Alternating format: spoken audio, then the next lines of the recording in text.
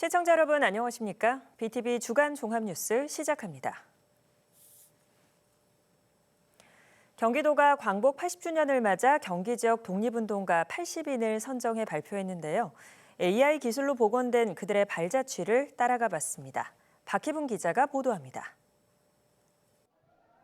1945년 7월 해방을 불과 20일 앞둔 여름. 경성 부민관에서는 조선총독부 주최의 친일 행사가 열렸습니다. 바로 이날 애국청년당 소속 조문기 지사가 부민관에 잠입해 다이너마이트 시한폭탄을 터뜨려 대회를 무산시켰습니다. 일제강점기의 사실상 마지막 의거였습니다. 근데 그 이제 폭탄 두 개를 하나씩을 안고 바로 이제 오늘처럼 이렇게 더우니까는 폭탄 양쪽에 이제 손에 들고 웃돌이 벗어서 이렇게 딱 그걸 덮고 가리고 이렇게 해가지고 이제. 화성 출신의 조문기 지사는 광복 이후에 민족문제연구소 이사장으로 활동하며 친일 인명사전 제작에 온 힘을 쏟았습니다.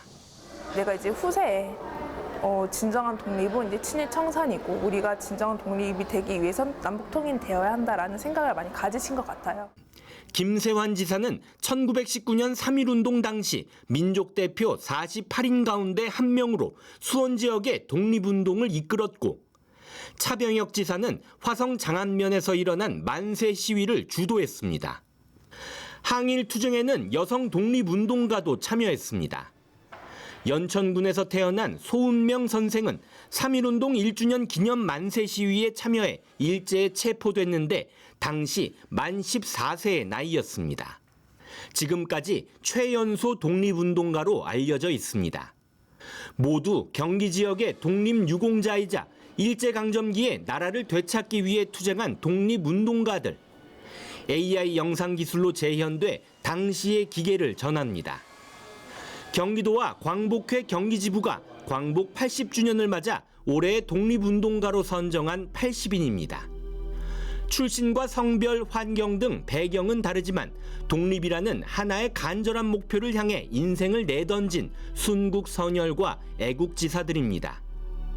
지금까지 중앙정부 차원에서 통합적으로 다뤄지던 독립운동사를 지역의 시각에서 다시 쓰고 잊혀진 이름까지 기억한다는 점에서 의미가 더해집니다. 올해 80주년의 의미를 새겨서 크게 했다면 내년 후년에도 차근차근 이런 자료 수집이나 발굴을 꾸준히 해서 독립운동 그리고 독립 광복에 대한 정신을 미래 세대에 이어나가기 위해서 지속적으로 노력을 할 예정입니다. 올해 독립운동가 80인에 관한 정보는 경기도청 누리집과 광복회 경기도지부 인스타그램에서 확인할 수 있습니다. 경기도는 독립운동가들의 업적을 웹툰과 다큐멘터리 영상 등으로 활용해 적극적으로 알려나갈 계획입니다. BTV 뉴스 박희풍입니다. 역사 속에 묻혀있던 독립운동가의 역사와 독립운동가들이 발굴되면서 재조명을 받고 있는 여성 독립운동가들이 있습니다. 수원 지역에는 기생 출신 독립운동가 김향화 지사가 있는데요. 2000년대 들어서야 알려지기 시작했지만 이제는 지역을 대표하는 독립운동가가 되고 있습니다. 백창현 기자가 소개합니다. 오똑한 콧날에 부드러운 눈빛, 화사한 미소가 아름다운 이 사람은 수원박물관이 AI로 복원해낸 수원의 기생 출신 여성 독립운동가 김향화 지사입니다. 1918년 일제 주도로 편찬된 조선 미인보감에 쓰인 김향화 지사의 본명은 김순희. 김향화 지사가 활동했던 수원 예기조합은 1919년 고종황제 서거에 슬퍼하며 영업을 멈췄고 이후 3.1운동으로 번진 만세운동에 동참했습니다. 특히 김향화 지사는 기생들의 중심 역할을 하며 화성행궁 봉수당 만세운동을 주도하기도 했습니다. 결국 유관순 등 독립운동가들이 투옥된 서대문 형무소에 투옥돼 옥고를 치른 후 행방이 묘연해졌습니다.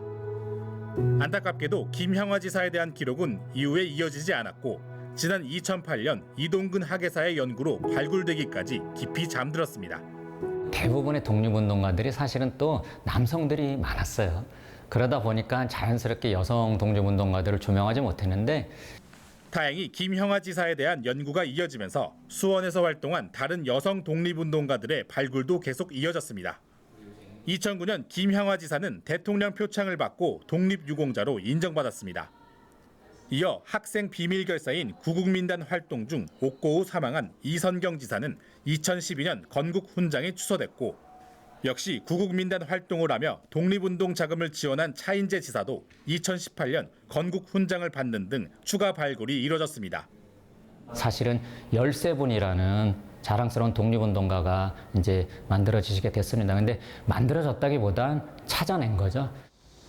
대한 독립을 위해 얘기라는 신분을 넘고 만세운동에 동참한 김향화 지사. 김향화 지사와 같은 여성 운동가들에 대한 전시가 수원역 기억공간 이따에서 오는 26일까지 진행됩니다. BTV 뉴스 백찬현입니다. 안산에도 대표적인 여성 독립운동가가 있습니다. 유명한 소설이죠. 상록수의 실존 인물인 최용신 선생인데요. 선생이 활동하던 곳은 이제 안산시 상록구라는 지명으로 남겨져 있습니다. 올해는 선생이 서거한 지 90주기가 되는 해이기도 한데요.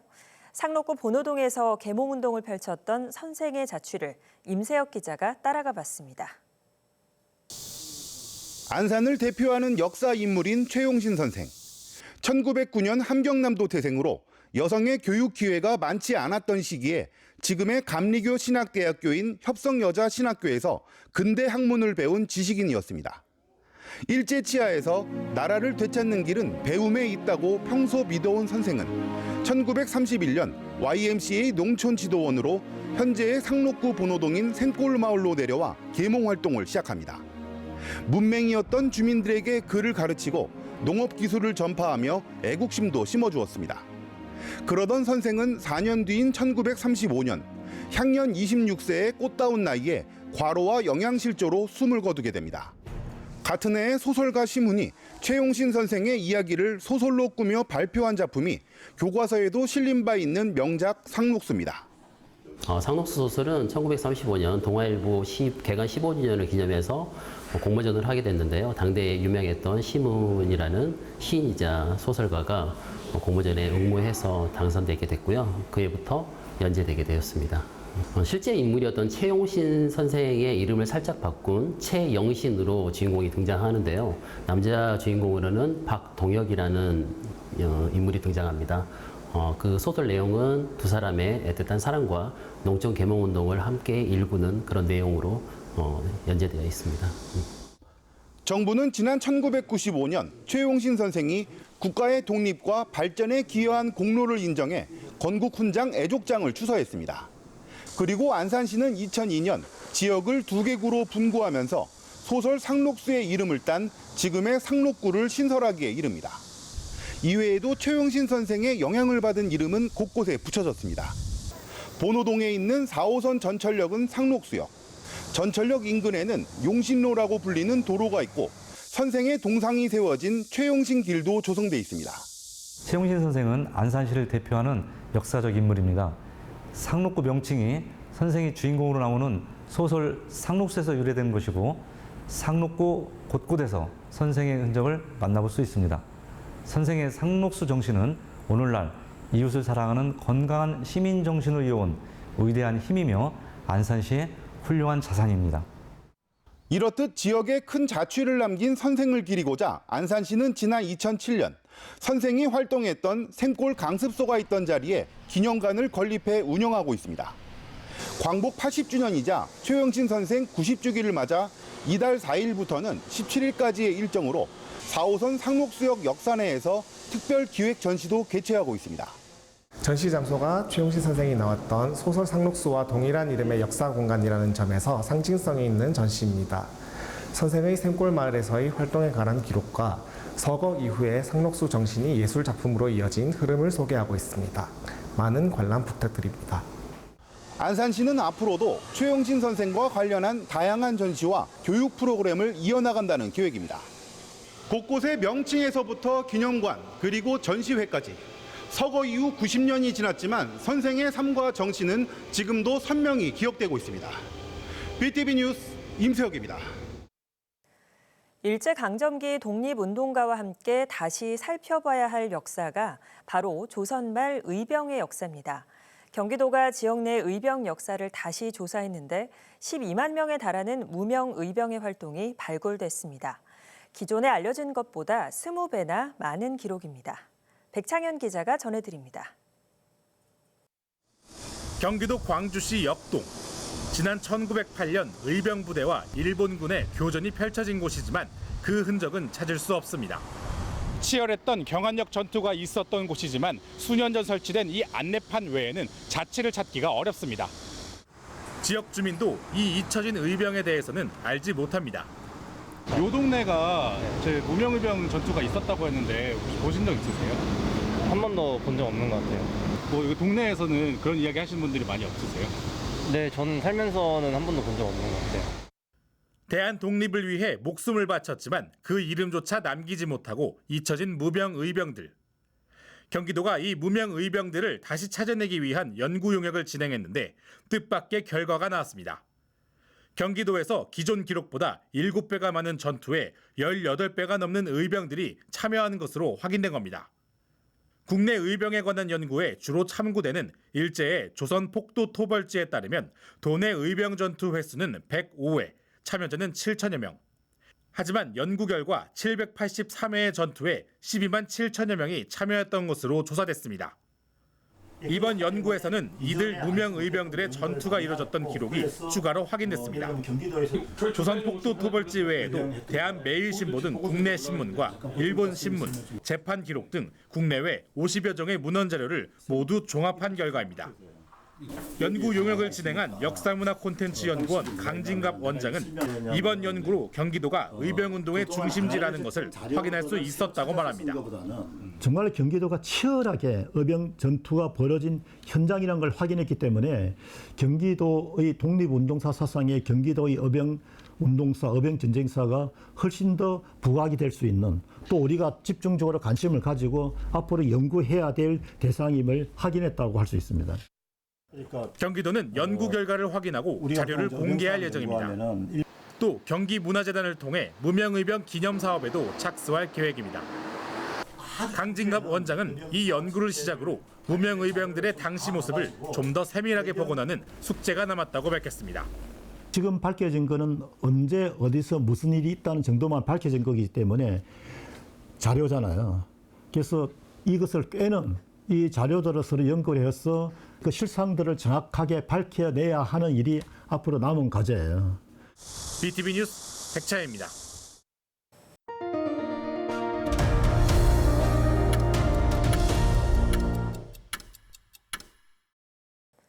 국내 농수산물 유통의 판이 바뀌고 있습니다. 한국농수산물유통공사 AT가 주도하는 온라인 도매 시장이 빠르게 성장하고 있는데요.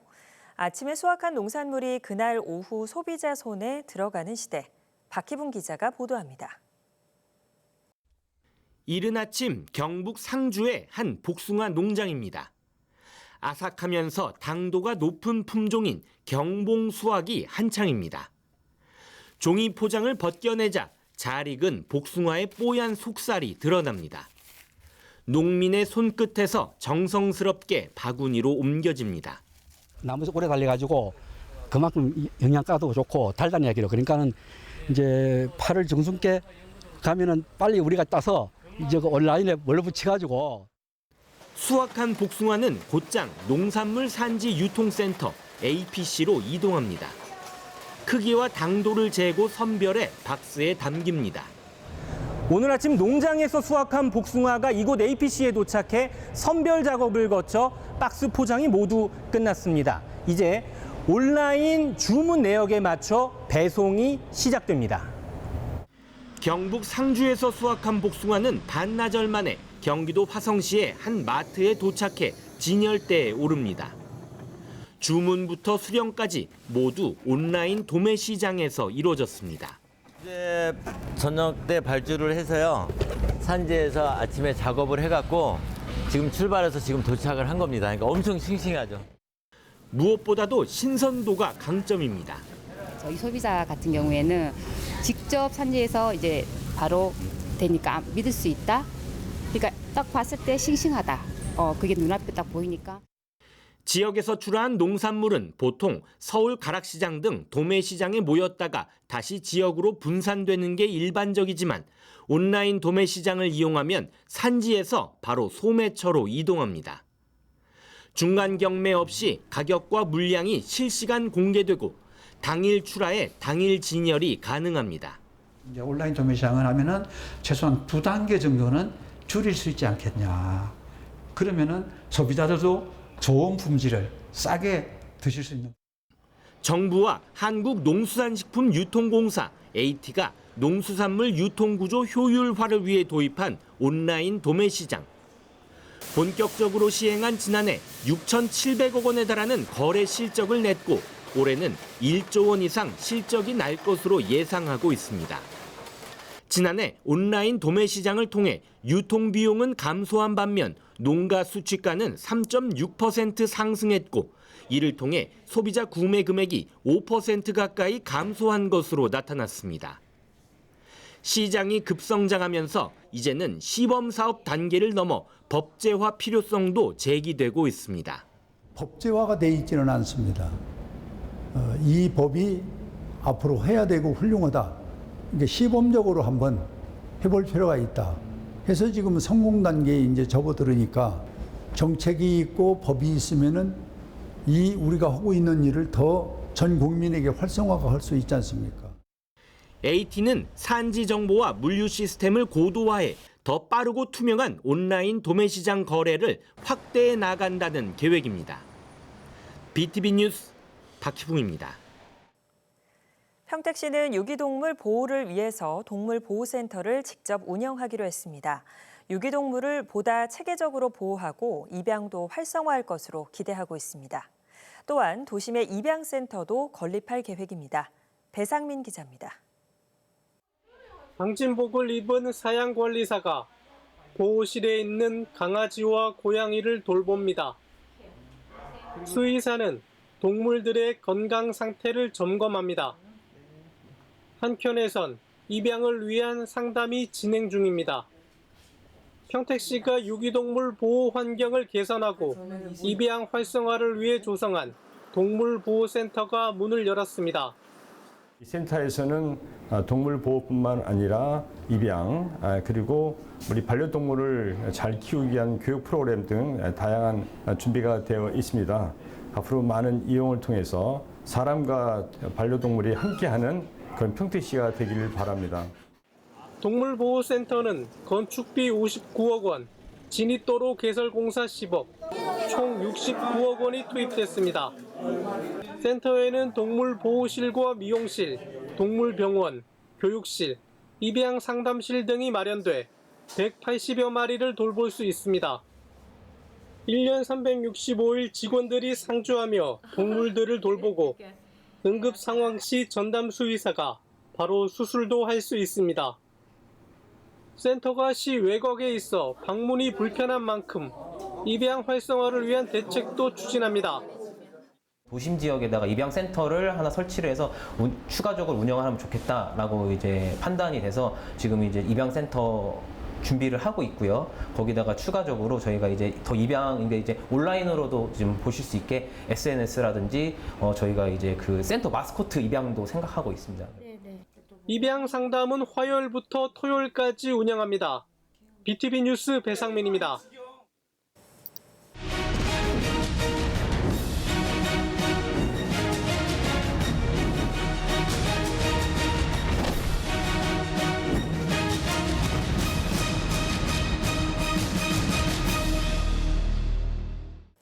한 주간의 우리 지역 사건 사고 소식을 들어보는 경기 119 브리핑 시간입니다. 한 주간의 우리 지역 내 사건 사고 소식을 경기도 소방재난본부 마에리 소방교가 전해드립니다. 네, 화재 소식입니다. 8월 11일 월요일 오전 10시 30분쯤 안양시 만안구의 한 공사장에서 불이 났습니다. 용접 작업 중 발생한 불티가 지붕으로 튀어 화재로 이어진 것으로 확인됩니다. 불은 신고 접수 30분 만인 오전 11시쯤 완전히 꺼졌습니다. 다행히 인명피해는 없었고 재산 피해 규모는 조사 중입니다. 8월 11일 월요일 밤 10시 30분쯤 군포시 당동에서 전기버스가 변압기를 들이받은 뒤 불이 났습니다. 버스는 지하차도 방향으로 진행하다 변압기와 충돌했고 버스 안에 있던 승객 4명과 운전자는 모두 자력으로 대피했습니다. 이 사고로 2명이 경상을 입었고 버스와 변압기 일부가 손상되는 재산 피해가 발생했습니다. 변압기에서 발생한 스파크가 버스로 옮겨 붙으며 화재로 이어진 것으로 추정되며 정확한 화재 원인은 조사 중입니다. 다음 날인 8월 12일 화요일 새벽 12시 30분쯤 광주시 곤지암읍의 한 단열재 제조 공장에서 불이 났습니다. 신고자는 공장 관계자로 공장 내 원단에 불이 붙었다며 119에 신고했습니다. 소방은 6분 만에 현장에 도착해 화재 진압과 인명 구조에 나섰으며 인근 업체 기숙사 거주자 14명을 안전하게 대피시켰습니다. 이 과정에서 70대 남성이 대피 중 화학물질이 녹아있는 바닥에 넘어져 양쪽 다리와 팔에 2도 화상을 입어 병원으로 이송됐습니다. 주변 연소 확대가 우려되어 신속히 대응 1단계가 발령했고 2시간여 만에 해제됐습니다. 불은 약 4시간 16분 만인 새벽 4시 49분에 완전히 꺼졌으며 정확한 화재 원인과 재산 피해 규모는 조사 중입니다. 다음은 구조 구급 소식입니다. 8월 9일 토요일 오후 5시 40분쯤 안성시 도기동에 있는 편도 1차로 도로에서 달리던 승용차와 시내버스가 부딪혔습니다.